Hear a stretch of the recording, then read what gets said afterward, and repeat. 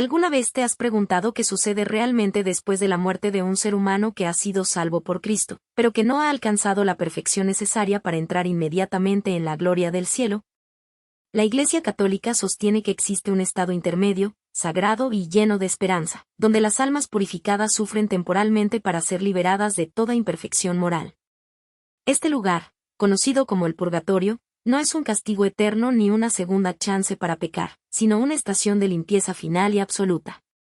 En este video, exploraremos profundamente la doctrina oficial del Catecismo de la Iglesia Católica, analizaremos los sólidos cimientos que la sustentan en las Sagradas Escrituras y descubriremos cómo la historia de la Iglesia, desde los primeros siglos hasta los concilios ecuménicos, ha defendido esta verdad con firmeza.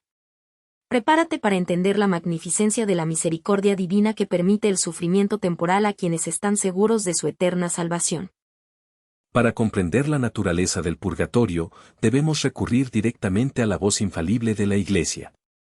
El Catecismo de la Iglesia Católica, en su documento número 1030, nos define con precisión qué es este estado. Dice que son los que mueren en la gracia y en la amistad de Dios, pero imperfectamente purificados, quienes, aunque están seguros de su eterna salvación, sufren después de su muerte una purificación para obtener la santidad necesaria para entrar en la alegría del cielo. Esta distinción es crucial, no es un castigo para los condenados, sino una purificación para los elegidos. La Iglesia ha formulado esta doctrina con gran claridad, especialmente en los concilios de Florencia y de Trento, para asegurar que la fe de los fieles no se confunda con el miedo al infierno, sino con la certeza de una restauración perfecta y gloriosa. Es un acto de amor infinito de Dios que nos permite seguir avanzando hacia Él. La doctrina del purgatorio es completamente distinta del castigo de los condenados, como lo afirma el número 1031 del Catecismo. Mientras que el infierno es un estado de separación definitiva y dolor eterna, el purgatorio es un proceso de limpieza que ocurre en la comunión de la Iglesia. La Iglesia ha enseñado esta verdad sobre todo en los concilios de Florencia en 1439 y de Trento en 1563, momento histórico en el que se definió dogmáticamente contra las objeciones de la Reforma. Estas definiciones no fueron improvisaciones de los teólogos medievales, sino el fruto de una larga tradición de reflexión y enseñanza que buscaba proteger la fe de la confusión. La Iglesia ha afirmado firmemente que aquellos que han recibido el bautismo y la gracia, pero que aún tienen restos de pecado o apego a las cosas creadas, necesitan pasar por este fuego de amor para ser listos para ver a Dios cara a cara. ¿Cómo podemos encontrar fundamento en las Escrituras para una doctrina que parece haber sido añadida más tarde? La respuesta reside en la sabiduría del Antiguo Testamento y la profecía de los profetas. En 2 Macabeos, capítulo 12, versículos 43 y 46, narramos la historia de Judas Macabeo, quien, tras la batalla de los Macabeos, se enteró de que algunos de sus soldados habían caído en batalla y habían pecado voluntariamente. Conmovido por compasión, ofreció un sacrificio expiatorio para que pudieran quedar liberados del pecado. Esta obra santa y piadosa solo tendría sentido si existiera un estado intermedio donde las almas pudieran recibir ayuda y beneficio, lo cual contradice la idea de que la muerte es un punto final absoluto. El Nuevo Testamento también nos habla de una purificación futura. En 1 Corintios 3, versículos 13 y 14, el apóstol San Pablo compara la vida de los cristianos con una obra que se someterá a fuego al juicio. Si la obra queda abrasada, sufrirá el daño, pero el que la obra, él mismo, quedará a salvo, como quien pasa a través del fuego. Esta metáfora del fuego purificador es clara y contundente. San Pablo no habla de ser destruido, sino de sufrir el daño y pasar a través del fuego para ser salvable. Además, en Mateo 12, Jesús dice que todo pecado será perdonado, incluso el blasfemo, pero no se le perdonará si lo hace contra el Espíritu Santo. Esto implica que hay pecados que pueden ser perdonados después de la muerte, en él, siglo venidero, lo cual es incompatible con la idea de que el destino final se determina únicamente en el último momento de vida.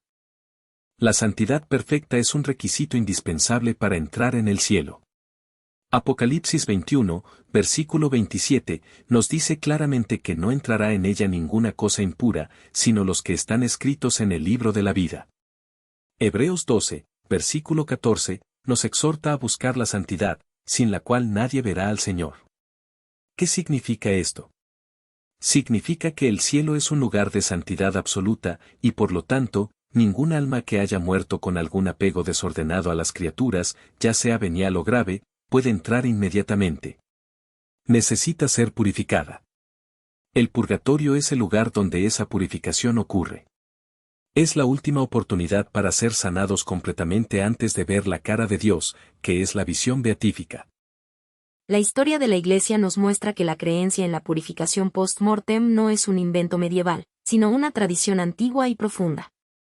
Desde aproximadamente el año 160 a.C., en el judaísmo ortodoxo, se ofrece el sacrificio expiatorio por los muertos, y se reza el cádiz por la purificación de los difuntos.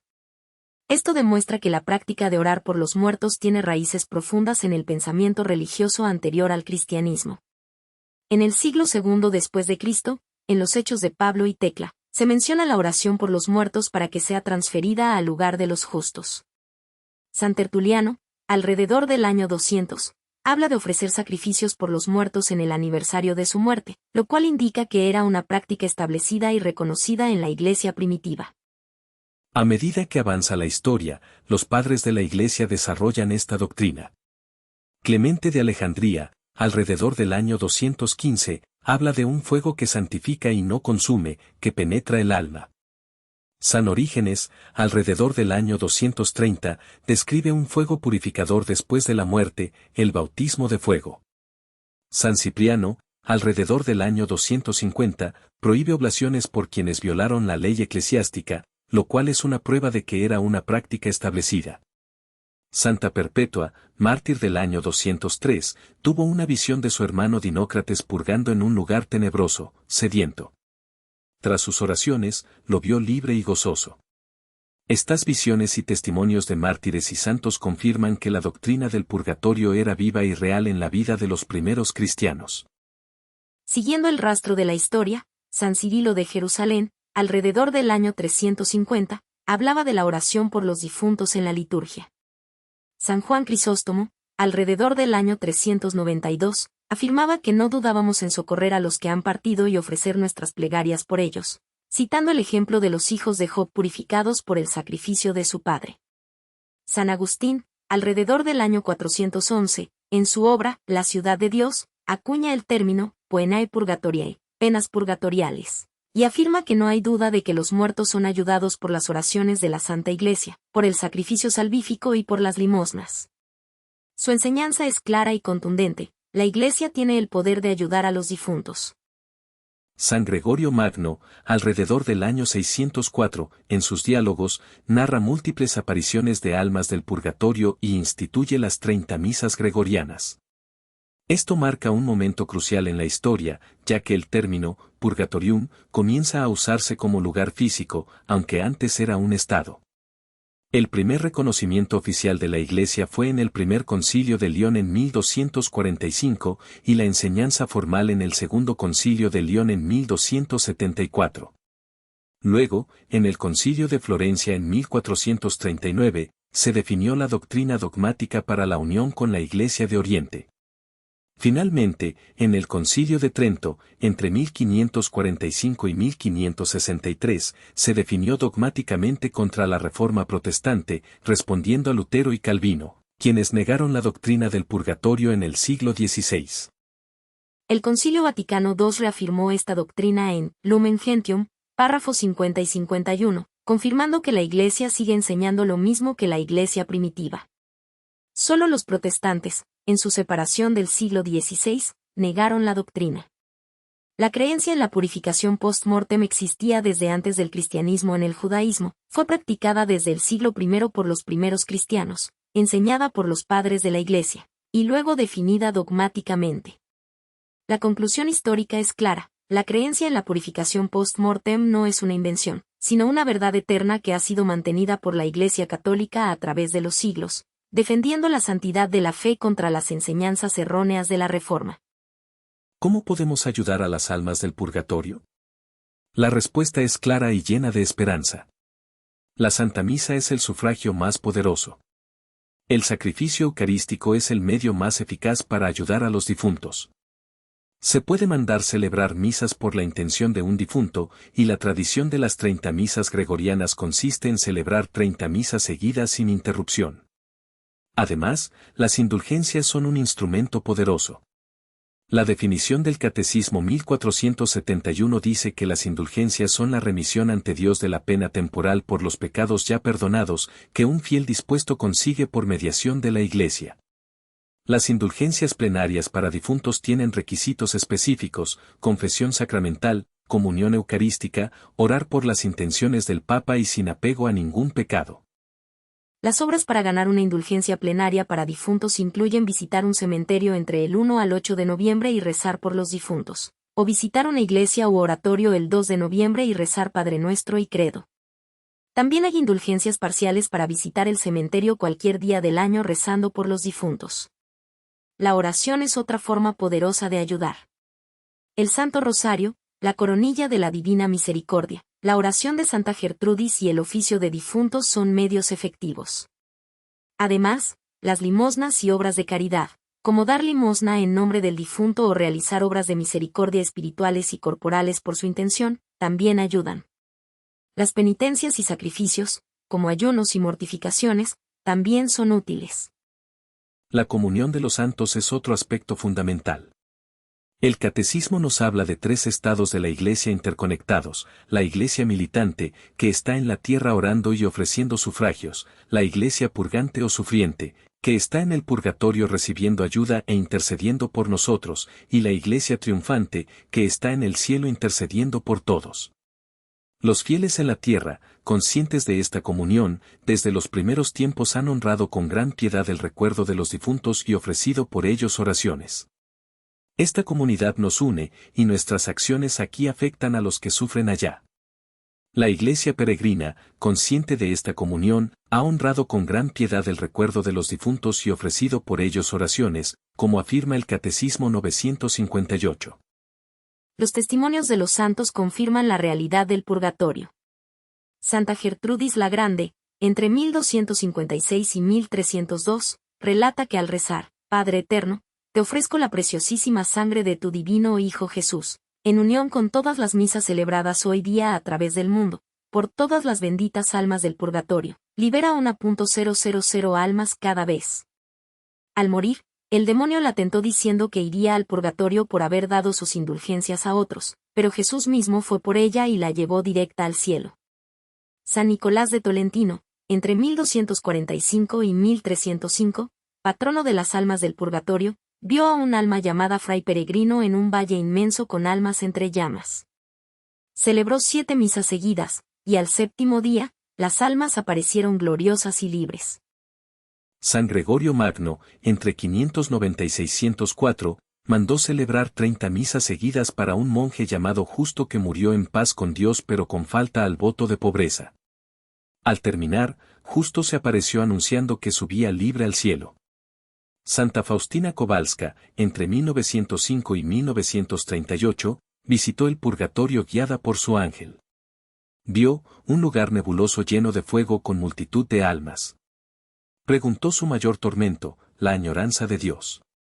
Vio a la Virgen María visitarlas y oyó: mi misericordia no lo desea, pero la justicia lo exige. San Padre Pío, entre 1887 y 1968, dijo que más almas de los muertos del purgatorio que de los vivos suben estas montañas para asistir a sus misas. Pietro di Mauro, muerto en 1908, se le apareció pidiendo una misa, y al celebrarla, fue liberado. San Juan Macías, entre 1585 y 1645 en Perú, vio una multitud inmensa de almas que le suplicaban: siervo de Dios, acuérdate de nosotras. Rezaba 3 rosarios diarios por ellas. Por revelación divina, liberó 1.400.000 almas. Santa Margarita María de Alacoque, entre 1647 y 1690, vio a un benedictino envuelto en fuego. Su exconfesor le pidió ofrecer sufrimientos por 3 meses. Al final, lo vio glorioso subiendo al cielo. Santa Perpetua, mártir del año 203, vio a su hermano Dinócrates en tinieblas, sediento. Tras orar fervientemente, lo vio radiante, vestido hermosamente, bebiendo libremente. San Alfonso María de Ligorio, entre 1696 y 1787, relata que Santo Domingo resucitó temporalmente a Alejandra, quien confesó, comulgó, fue al purgatorio y días después apareció gloriosa y libre. San Vicente Ferrer, entre 1350 y 1419, su hermana muerta se le apareció al final de su purgatorio y dijo, si no fuera por tu intercesión, hubiera estado aquí un tiempo interminable. Beata Ana de los Ángeles y Monteagudo, en Perú, rezó con otra hermana el oficio de difuntos pidiendo alimentos al convento. Antes de terminar, un hombre llegó con panés, quesos, harina y mantequilla. Santo Tomás de Aquino, entre 1225 y 1274, dijo, el dolor más pequeño en el purgatorio es peor que el mayor sufrimiento en la tierra. La Virgen María en Fátima, en 1917, mostró el infierno y luego dijo, muchas almas van al purgatorio porque no tienen quien rece por ellas. Estos testimonios son poderosos y confirmativos. Hay errores comunes que debemos aclarar. Algunos dicen que el purgatorio no está en la Biblia. La respuesta es 2 Macabeos 12, 43-46 en el At. 1 Corintios 3, 13-15, Mateo 12:32 en el NT. Otros dicen que es un invento medieval. La práctica de orar por los difuntos existe desde el judaísmo precristiano y en la iglesia primitiva, Tertuliano, Perpetua, calle 200 DC. Dicen que Cristo ya pagó todo, no hace falta purificación. La redención de Cristo nos salva de la pena eterna, pero la purificación de las secuelas del pecado es necesaria. Ap 21-27. Dicen que las indulgencias son comprar el perdón. No se compran, requieren confesión, comunión, oración y obras de piedad. Los abusos históricos fueron corregidos. Los protestantes, Lutero y Calvino, negaron la doctrina en el S16. Los primeros cristianos, los padres de la Iglesia y los judíos ortodoxos siempre creyeron en la purificación post-mortem. Algunos dicen que es un lugar de desesperación. Las almas en el purgatorio están seguras de su salvación. Sufren pero con la esperanza cierta del cielo. Por eso se llaman, benditas almas. La doctrina del purgatorio no es de miedo, sino de esperanza y amor. Es la última oportunidad para ser sanados antes de ver a Dios. Es la expresión máxima del amor de Dios por nosotros, que nos permite seguir avanzando hacia Él. En resumen, el purgatorio es un estado de purificación temporal para los que están seguros de su eterna salvación. No es un castigo eterno, sino una limpieza final. La Biblia y la historia lo confirman. La Iglesia lo ha enseñado y defendido a través de los siglos. Los santos han visto y experimentado su realidad. Podemos ayudar a las almas del purgatorio con misas, indulgencias, oraciones y obras de caridad. La comunión de los santos nos une. No debemos tener miedo, sino confianza en la misericordia de Dios. El purgatorio es la prueba de nuestro amor, que nos lleva a amar a Dios más que a las cosas creadas. Es la puerta hacia la gloria eterna. La doctrina del purgatorio es una verdad profunda y hermosa. Nos enseña que Dios es misericordioso y paciente. Nos permite seguir creciendo en gracia. Nos llama a la santidad. Nos motiva a orar por los difuntos. Nos une en la comunión de los santos. No es un lugar de desesperación, sino de esperanza. Es la última oportunidad para ser sanados. Es la puerta hacia la gloria eterna. La Iglesia nos invita a participar en esta obra de amor. A ofrecer nuestras oraciones, nuestras limosnas, nuestras penitencias. A ayudar a las almas del purgatorio. A amar a Dios más que a las cosas creadas. A buscar la santidad, sin la cual nadie verá al Señor. Recordemos las palabras de los santos. El dolor más pequeño en el purgatorio es peor que el mayor sufrimiento en la tierra. Mi misericordia no lo desea, pero la justicia lo exige.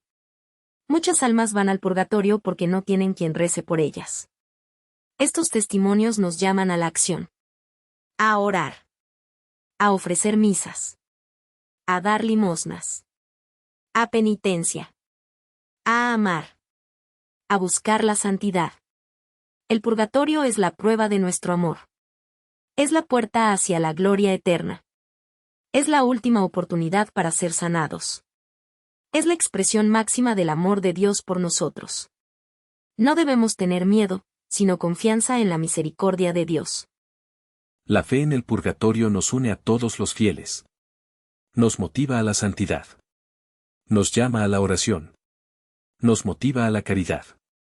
Nos motiva a la penitencia. Nos motiva a amar a Dios. Nos motiva a amar a los prójimos. Nos motiva a buscar la santidad. Nos motiva a orar por los difuntos. Nos motiva a ofrecer misas. Nos motiva a dar limosnas. Nos motiva a penitencia. Nos motiva a amar. Nos motiva a buscar la santidad. La fe en el purgatorio es una fe de esperanza, de confianza, de amor. Es una fe que nos lleva a Dios. Es una fe que nos lleva a la gloria eterna. Es una fe que nos lleva a la santidad. En conclusión, el purgatorio es una verdad católica profunda y hermosa.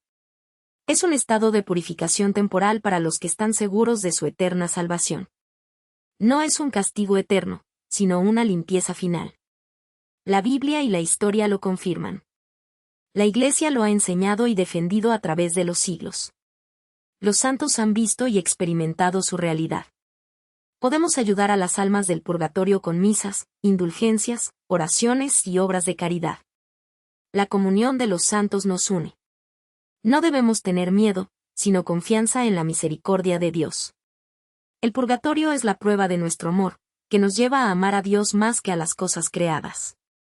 Es la puerta hacia la gloria eterna. Que la Virgen María, Madre de Misericordia, nos ayude a orar por las almas del purgatorio. Que la Iglesia nos guíe en esta verdad. Que la fe nos lleve a la gloria eterna. Oramos, oh Dios Santísimo, fuente de toda misericordia y amor, que habéis creado el purgatorio como un lugar de purificación para los que están seguros de su eterna salvación. Ayúdanos a entender tu doctrina con fe y confianza. Ayúdanos a orar por las benditas almas del purgatorio.